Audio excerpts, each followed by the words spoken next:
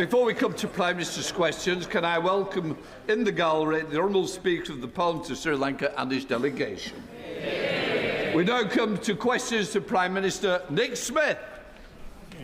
Number 1, please, Mr. Speaker. Prime Minister.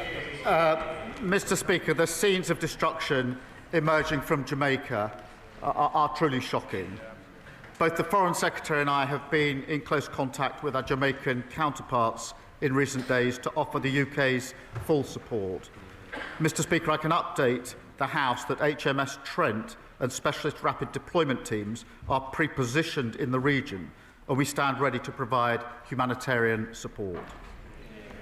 Mr. Speaker, Awab Ishaq died 5 years ago from a respiratory condition caused by exposure to black mould in his flat in Rochdale. He was just 2 years old. No child should grow up without the safety and security of a decent home. For far too long, millions of people have lived at the mercy of rogue landlords and insecure contracts. Labour is ending that.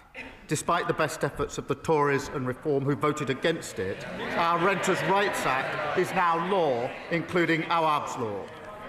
Fighting for working people, that's the difference a Labour government makes. And on that issue, Mr. Speaker, this government has secured the biggest deal to manufacture Typhoon fighter jets in this country for almost 20 years. We secured that deal because the UK is back as a leading and trusted member of NATO. A timely reminder for the Green Party, whose policy is to take us out of NATO, the Putin-friendly Reform Party, who would have no standing with NATO, and for the leader of the opposition, you don't win NATO deals by not turning up to NATO summits. Mr. Speaker, this morning I had meetings with ministerial colleagues and others. In addition to my duties in this House, I shall have further such meetings later today. Nick Smith. Mr. Speaker, can I associate myself with the Prime Minister's remarks about supporting Jamaica? Across our country and in Blaenau Gwent and Rumney, off-road bikers are a menace. They tear up our environment and turn our streets into racetracks. After years of Tory cuts, Gwent police are tackling this now. So does the Prime Minister agree with me that police forces and communities like mine are seeing the difference that Labour can make in power? Well, I share my honourable friend's determination that everyone feels safe and secure in their community. Neighbourhood policing was decimated by the party opposite, and we're restoring it with 3,000 extra officers by spring. We're also giving them the powers, Mr. Speaker, they need, including tough new respect orders that allow the police to seize and destroy vehicles within 48 hours. The Tories walked through the lobbies with Reform in voting against our crime and policing bill. The opposition, Kemi Badenoch. Thank you, Mr. Speaker. Last year, in its manifesto, Labour promised not to increase income tax, not to increase national insurance, and not to increase VAT. Does the Prime Minister still stand by his promises? Well, Mr. Speaker, I'm glad that the Leader of the Opposition is now finally talking about the economy. I can update the House, Mr. Speaker. Retail sales are higher than expected. Inflation is lower than expected. Growth has been upgraded this year. And, Mr. Speaker, the UK stock market is at an all-time high. The budget is on the 26th of November, and we will lay out our plans. But I can tell the House now that we will build a stronger economy, we will cut NHS waiting lists and deliver a better future for our country. Well, Mr. Speaker. Yes. What a fascinating answer. It is not the same answer that I received when I asked exactly the same question, word for word, on the 9th of July. Then the Prime Minister replied with just one word, yes, and then he sat down with a smug grin on his face. What's changed in the past 4 months? Mr. Speaker, as she well knows, no Prime Minister or Chancellor will ever set out their plans in advance. But, Mr. Speaker, I can say this, Mr. Speaker, because the figures on the productivity review that's being undertaken, this is a judgment on their record in office. Those figures are now coming through, and they confirm that the Tories did even more damage to the economy than we previously thought. Now, we will turn that around. We've already delivered the fastest growth in the G7 in the first half of this year. 5 interest rate cuts in a row. Trade deals with the US, EU and India. They broke the economy. We're fixing it. Kemi Badenoch. Mr. Speaker, he says no Prime Minister or Chancellor will say these things before the budget. Has he told his Chancellor? Because she's been out there flying kites, causing constant speculation around the budget that is damaging the economy. All week, they've been briefing about tax rises. What we've heard is that he does not have a plan. So we have some ideas for him. Yes. Yesterday, they can... Yes. Mr. Speaker, it's quite clear that they need some ideas. Yes. On this side of the House, we believe in scrapping taxes on family homes. Yesterday, we voted to abolish stamp duty. They voted against it. Even the Deputy Prime Minister, or the former Deputy Prime Minister, who resigned in disgrace for not paying stamp duty, voted to keep it. So, Mr. Speaker, I will remind them, on this side of the House, we know that abolishing stamp duty is how we get young people on the housing ladder and get the economy growing. So why won't he scrap this terrible tax? Why didn't they do it then in 14 years in office? Mr. Speaker, as I said, the productivity review figures are now coming in, and they show the true extent of the damage that they did. And she asked us to take advice from them. We all know these figures are coming out. We all know that austerity damaged the economy on their watch. The botched Brexit deal damaged the economy on their watch. Liz Truss's mini-budget damaged the economy on their watch. So we'll take no lectures or advice from them on the economy. They won't be trusted on the economy for generations to come. And, Mr. Speaker, that's why at our budget, I can be clear, there will be no return to austerity. That's what broke the country. No return to the instability of their mad borrowing spree. And we'll end the unfairness and low growth that squeeze living standards for working people. That's the path to national renewal. Kemi Badenoch. Mr. Speaker, Conservatives reduced the deficit every year until the pandemic. We more than doubled the personal allowance. We left 4 million more jobs than we found from Labour.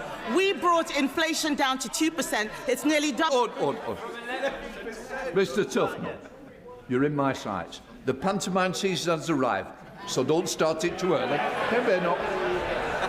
Mr. Speaker, on our record, we brought inflation down to 2%. It has doubled under him. We left him the fastest growing economy in the G7. It is no longer.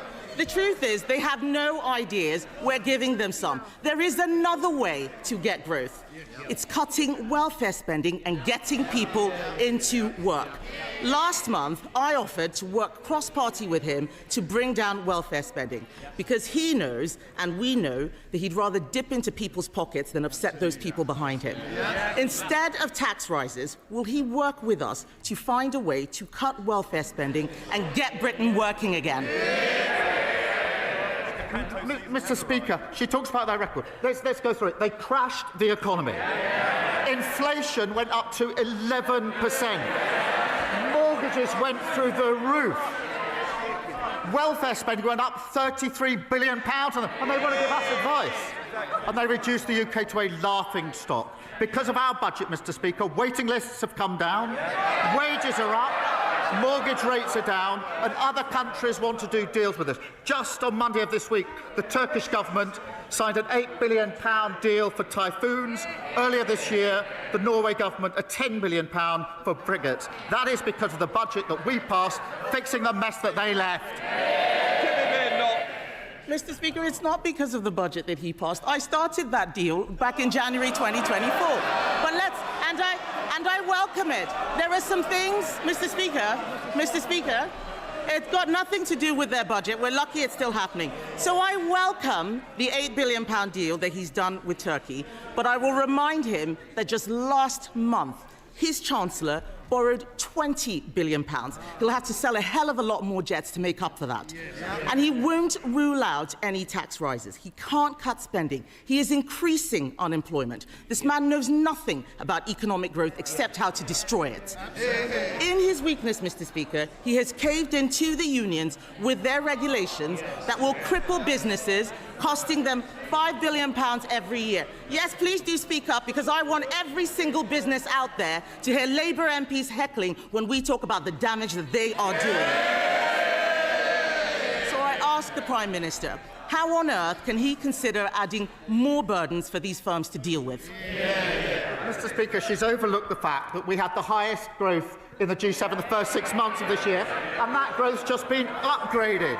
3 interest rate cuts. Mr. Speaker, we're not going to take lessons from them. She's now introduced what I understand to be, I think she calls it a golden economic rule, this golden rule that she's now putting forward, very golden. £47 billion, Mr. Speaker, of unspecified spending cuts with no detail whatsoever. Mr. Speaker, let me put that in context. That would be 85,000 fewer nurses, 234,000 fewer teachers, or cutting every police officer in the country twice over. No wonder the Institute for Government said she's on shaky foundations. That's exactly what caused the problem in the first place. Kemi Badenoch. Mr. Speaker, the fact that he has to stand there and make stuff up just shows what kind of Prime Minister he is. We had an itemised list. We had an itemised list of 47 billion. 23 billion was on welfare spending, which I asked him to work with us to cut. He refuses to do so. All he knows how to do is tax, tax, tax. If you work, they tax you more. If you save, they tax you more. If you buy a home, they tax you more. None of these taxes were in the manifesto, which he had 4 years to prepare. Mr. Speaker, he is raising taxes because he is too weak to control spending. He's blaming us, he's blaming the OBR. Last week they were blaming Brexit. Isn't the truth that with this Prime Minister, it's always someone else's fault? They were kicked out of office because they broke the economy. They won't be trusted for years to come. She can't tell us what her position is on the last budget, and she's got a phantom £47 billion with no foundation as we go forward. That's exactly the mess that they caused. They've not changed one bit. Meanwhile, we're fixing their mess. 5 million extra NHS appointments, 5 interest rate cuts, growth and wages up. That's a change the Labour government makes. Thank you, Mr. Speaker. As Palestinians try and rebuild their lives amid the rubble of Gaza, last night, once again, dozens of innocent people were killed by Israeli airstrikes. What will the UK do, along with our international partners, to hold the Netanyahu government to account for its actions?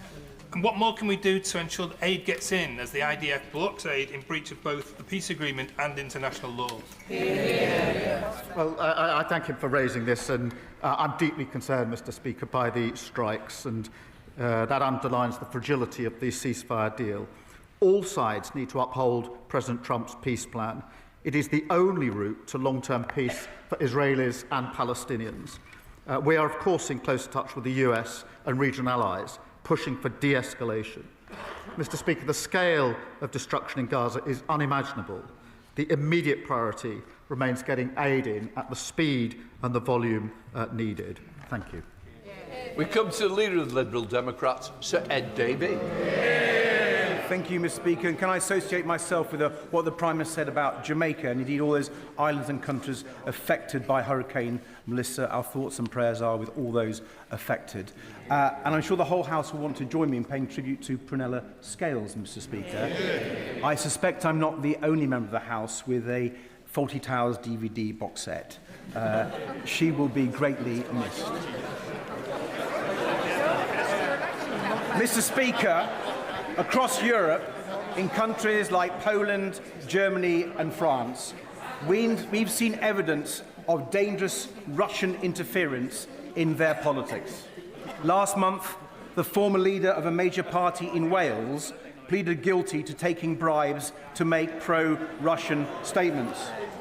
The evidence shows Nathan Gill was a close confidant of the current Reform Party leader for years. So does the Prime Minister agree with me that it's time we had an in-depth investigation into Russian meddling and money in British politics?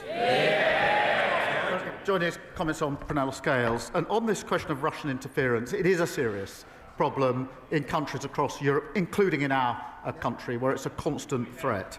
And Mr. Speaker, for NATO allies, the conflict in Ukraine and dealing with Russian aggression is the #1 issue.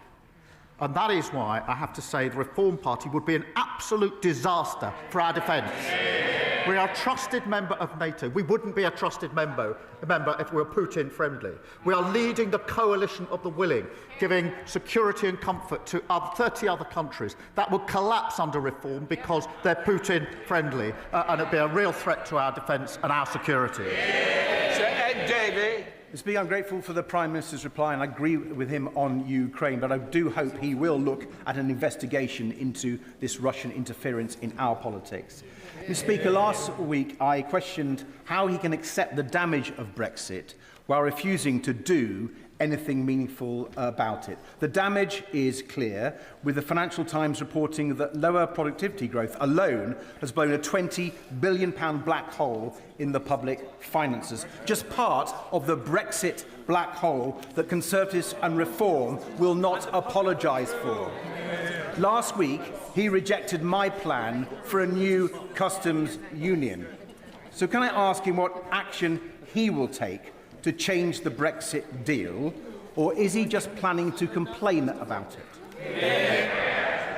Well, he must have overlooked the fact that there was a UK-EU summit earlier this year in which there were 10 strands to the change that we've already agreed in relation to relationship with the EU, including closer trading relationships, including closer work on defence and security, and that is an iterative process that we will continue into next year. But he's absolutely right about the botched deal of the last government, the damage that's done to our economy, and we're just seeing some of the figures coming through in relation to that. That's one of the reasons, or one of the factors behind the way they crashed the economy. Jonathan Brash. Thank you, Mr. Speaker. Football is a game based on fairness, yet brilliant clubs that unite communities every week, like Hartlepool, are being held back by a fundamental unfairness. The 3-Up campaign, backed by 72 National League clubs, including Hartlepool United, and championed by Hartlepool legend Jeff Stelling, seeks to grant a third promotion place from the National League to League Two. This simple change will be transformational for these historic clubs, many of which are over a century old. Now, while I accept Arsenal may never directly benefit from such a change, does the Prime Minister agree that this campaign to put football first would help the new football regulator protect club heritage, ensure stability and put fairness and fans back at the heart of our game? Well, can I start by wishing Hartlepool United the best for this season? He will appreciate the structure of the leagues is a matter for leagues themselves, but I do commend his campaign and everything that he's putting behind it.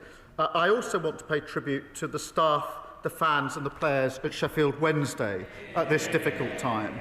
Mr. Speaker, we've delivered the independent football regulator to stand up for fans and make sure clubs have fit and proper owners. The party opposite used to support that, but now they oppose it. Gavin Robinson. Mr. Speaker, the Prime Minister has a deep understanding of policing in Northern Ireland and the importance of it. He knows about the ongoing national security threat. Indeed, he knows about the additional costs of dealing with the legacy of our past. And he knows that the PSNI has been underfunded. He knows that the Northern Ireland Executive have rightly brought forward a stability programme for them. He knows that they are under strength, because New Decade, New Approach in 2020 suggested there should be 7,500 police officers in Northern Ireland. Today there are 6,200. But does he know that the Treasury did not look favourably upon a request to draw upon the reserves for a data breach cost of £120 million? Does he recognise that in Treasury terms that incident was unpredictable, it was unforeseeable, it's unaffordable? It matches the criteria that the Treasury have. To set aside that money in a year would be 10% of the overall PSNI budget. It is not affordable. Can I ask him, in engagement with the Chancellor, to think about this issue again and to ensure that our police service of Northern Ireland and the national security threat that they face is not hampered by in-year financial rules? Well, can I thank him for raising this important issue, and I know it is of real concern to him. Can I reassure him that I am in regular contact with the Chief Constable, John Boucher, and the PSNI on this very issue, as he would expect. As he's aware, we provided a record settlement for the Executive, £19.3 billion per year on average. We also invested £113 million in additional security funding for the PSNI to help address specific security challenges. Now, whilst it's for the Executive to set the PSNI budget, I want to reassure him that our commitment is to keeping people safe in Northern Ireland. Alan Strickland. Thank you, Mr. Speaker. I'm speaking on behalf of my constituents, Shannon and Tyler, who lost their 2-year-old son, Hudson, earlier this year. Worried about their son and calling 111, they were told he had gastroenteritis. In fact, Hudson had a twisted bowel and a few days later, after being rushed to hospital, tragically died. Mr. Speaker, Shannon and Tyler are full of praise for the NHS medical staff who worked so hard to save their son's life. They just wish they'd been offered an in-person appointment sooner, which might have given a more accurate diagnosis. They want Hudson's legacy to be better access to face-to-face NHS appointments for children under 5, so other families don't face this tragic situation, and their online petition on this matter has gained over 80,000 signatures. Will the Prime Minister join me in sending the best wishes of this House to Hudson's family?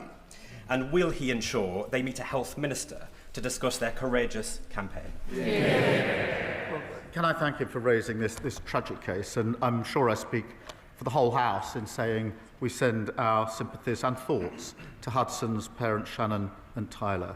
And I'll make sure that they get the meeting that he's asking for. This is exactly why we're working to improve access to face-to-face appointments for those that want one. And to enable that, we've delivered the largest cash uplift for GPs in a decade, put over 2,500 GPs into general practice, and we're upgrading 1,000 surgeries to deliver 8 million more appointments. James McMurdo.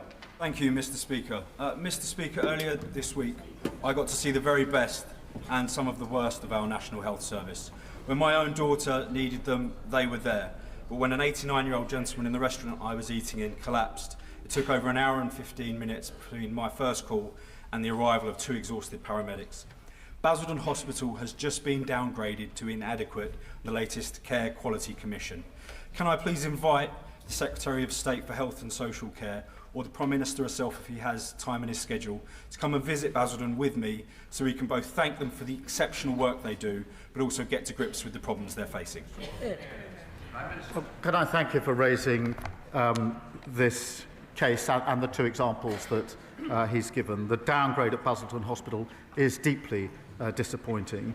The Care Quality Commission has set out immediate actions for the Trust leaders to deliver improvements. Our decisions in government have seen a £26 billion boost for our NHS, helping deliver over 5 million extra appointments. I would gently point out that he was elected representing a reform party that would dismantle our NHS and charge people to see their doctor. Lee Smidge. Thank you, Mr. Speaker. Reform say they stand up for the working class, but the truth is they never have. No. They voted to block the Employment Rights Bill again and again. So does the Prime Minister agree that it's only this government on the side of working people? It's Labour creating tens of thousands of jobs, like with our deal with Turkey. It's Labour getting rid of zero-hours contracts, and it's Labour protecting workers from unfair dismissal from day one. I'm proud that we delivered the biggest upgrade to workers' rights in a generation, and the Tourism reform vote against it at every turn, as they always do with any form of workers' rights and protections. And in relation to the deal that we struck on Monday, Mr. Speaker, with Turkey, that is a deal worth £8 billion, 20,000 jobs, 10 years of work in manufacturing with the typhoons. That is only possible because we're a trusted member of NATO, and reform would be an absolute nightmare on defence because they would not be a trusted member of NATO because they're Putin-friendly. Thank you very much, Mr. Speaker. Targets for cancer patients beginning treatment within 62 days hasn't been met by any NHS trust for 10 years, a legacy of the last Conservative government. If this target had been met in every month of 2025, so far nearly 3,000 breast cancer patients would have started their treatment on time. Will the Prime Minister ensure that the National Cancer Plan, which I asked for a year ago, makes it possible for the 62-day target to be met, along with recruiting much-needed cancer specialists and replacing outdated equipment? Well, I thank him for raising this, and I know this is personal to him. We are investing £600 million to improve diagnostic capacity and rolling out new radiotherapy machines, including in his local trust, I'm pleased to say. We have seen real improvements. 148,000 more people now have cancer diagnosed or ruled out within 28 days, but I acknowledge there is more to do on this. The National Cancer Plan will set out how we will go further and deliver the best care for every patient. Mr. Speaker, the big four banks have been allowed to abandon our high streets, basically closing them with impunity. Between 1999 and 2025, my constituency alone has lost banks at Guiphurst, Newbigin-by-the-Sea, Bedlington and Blyth. In this, Mr. Speaker, is at the same time these banks made more than £40 billion profit in last year alone. They're absolutely drowning in cash.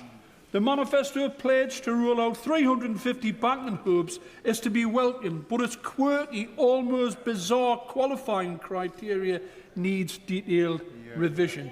Will the Prime Minister commit to a wholesale review of personal face-to-face banking, which would enable local residents and local businesses, alongside many vulnerable people, to access their own money in their own time on their own high street? Well, can I thank you for raising this? And I know how important face-to-face banking is on our high streets. We have committed, as he says, to rolling out 350 banking hubs across the United Kingdom. Over 180 are already open. I want to reassure him that 350 is not the limit. While decisions over hubs are taken independently, they can be rolled out wherever a community needs one. And I'm happy to make sure the relevant Minister follows up with details for him. I will. Mr. Speaker, I'm proud that the last government introduced the triple lock and we're committed to keeping it. But from...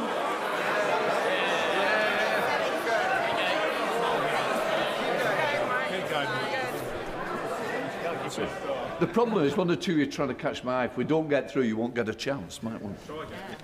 Thank you, Mr. Speaker. It was a great achievement of the last government and we will be keeping it. But from April, pensioners with private pensions as low as £2 a month will be paying income tax for the first time. Now, at last year's budget, the Chancellor was clear that extending the freeze on personal allowances would breach their manifesto commitment. So will the Prime Minister prove the media speculation wrong, keep his promise and guarantee that there will be no extension to the freeze on personal allowances? The freeze was introduced by them. That's why it's coming in next year.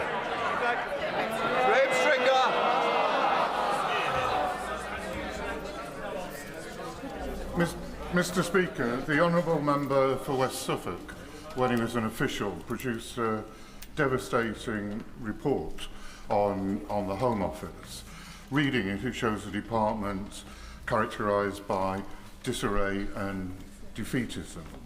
There have been 12 Home Secretaries over the last 30 years, some better than others, but none have managed to get this department in order to deliver the services that people should expect in this country. Will the Prime Minister give the new Home Secretary the necessary resources and policy interventions to make sure that she can be successful? Yes, she's bearing down on the challenges at the Home Office, most of them inherited from the last government, and we will make the changes necessary, and I have every confidence in the Secretary of State to do so. Baron of the House, Sir Edward Lee. After all the hatreds in the world today, wasn't it a lovely moment to see the King and the Pope pray together in the Sistine Chapel? Doesn't it give us hope that these historic divisions can be resolved? And doesn't it give us hope that despite the fact that Ukraine and Gaza may seem intractable problems, if we have the will to preserve the freedom of all people to live in their own country, and if we have the will to have faith in our common humanity, these problems can be resolved and we can win through.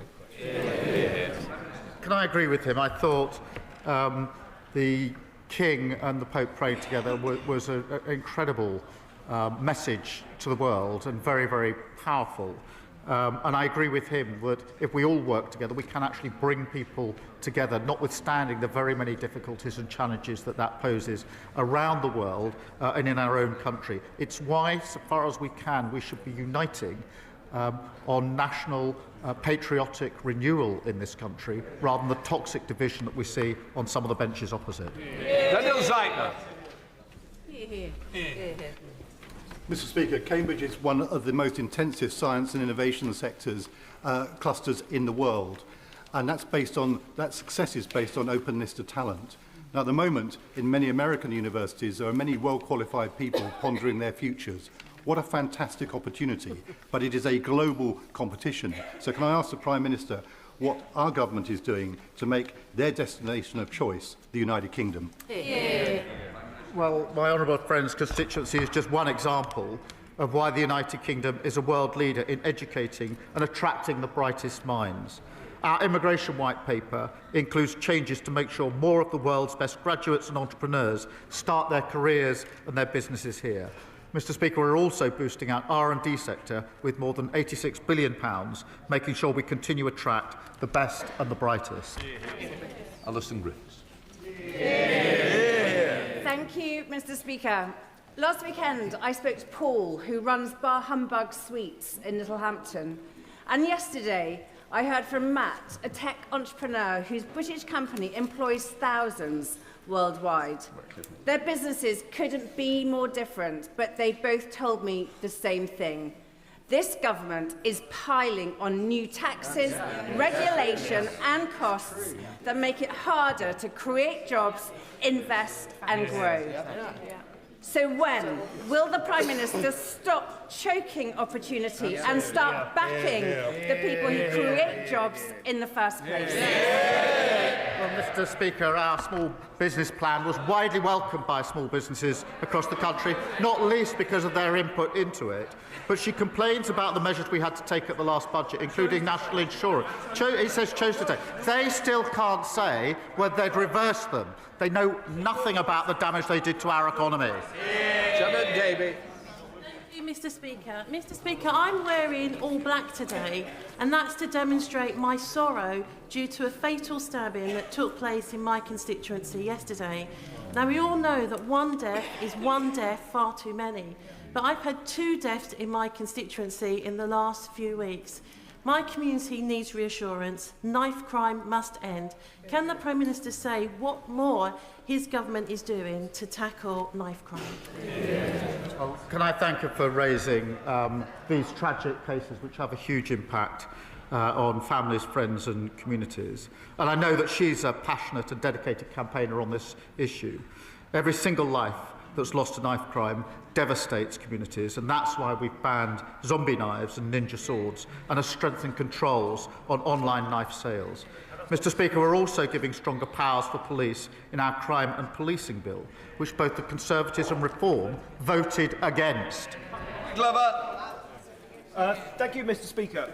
I had the recent privilege to visit Fitzwarren School in my Oxfordshire constituents, Didcot and Wantage, the only special school that we have, and see the excellent care and education that they provide.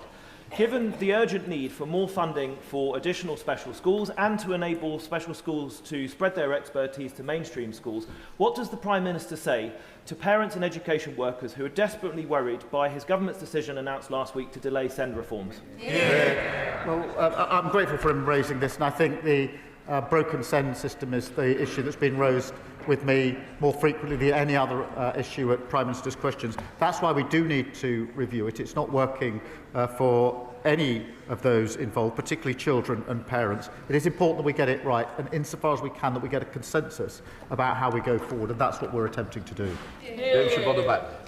Mr. Speaker, a 4th patient has entered the glioblastoma drug trial set up in memory of my late sister.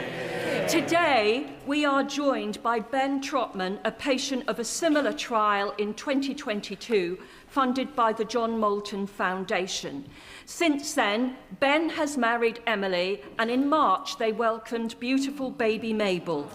Can I ask the Prime Minister when the National Institute for Health Research will spend the 40 million given in 2017 for trials on brain tumours? Or will glioblastoma patients always rely on the grief-stricken or philanthropist for life and hope? Well, Mr. Speaker, can I begin by paying tribute to her sister Margaret, who was a guiding figure in the Labour Party, and the powerful legacy that she left in helping us to tackle brain cancer. We are determined to improve cancer survival rates and hit all NHS waiting times in relation to cancer, so no patient waits longer than they should. And that's why we're investing £1.5 billion in new surgical hubs and diagnostic scanners to help deliver over 30,000 more procedures and over 1.2 million diagnostic tests. Final question, Caroline John. Mr. Speaker, I recently met around 20 independent local traders in Totnes who are furious that the last bank in town will close in January and that Link have refused to consider a banking hub. My businesses and constituents, 1,100 of whom have signed a petition, deserve better. Now, the Prime Minister has just told the member for Blyth and Ashington that a banking hub can be rolled out wherever a community needs one. So will he now back my campaign, ask his ministers to write to Link and instruct them to grant a banking hub to Totnes and to review the eligibility of rural towns for such hubs so that we can keep our vital high streets alive? Can I thank her for raising this, and she'll have heard the answer I gave just a few moments ago. What I will ensure is that she gets a meeting with the relevant minister so she can put the case in relation to the banking hub in question. That completes questions. We'll let the front bench change over.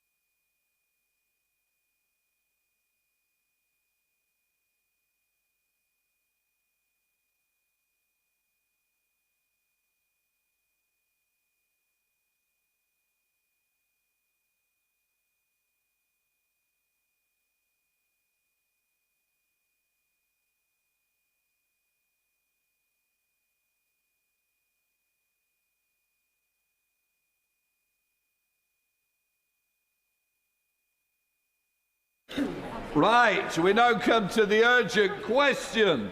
Dame Priti Patel. Mr. Speaker,